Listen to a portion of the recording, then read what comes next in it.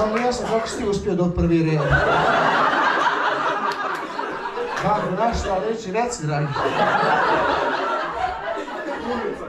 A punica kupila kartu? Je to punica? Jebem ti lebac. Znaš šta, je punica slobodna? Nije, a tu je punac. Vidim da je punac. Žena došla u papučama.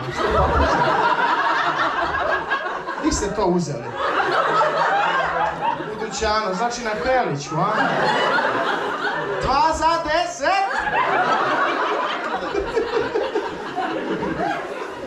10? Ste kup stolicu možda? Ti si jak, čime se baviš? Svim sočive, znači diler, a? Jesi ti u braku isto? Ti se Windows ugasio, šta je bilo? Ovaj tvoj? Si ga nahranila danas? Nisam, pa vidi. Mahune su bile, a? Da će li on tebi večeras mahune?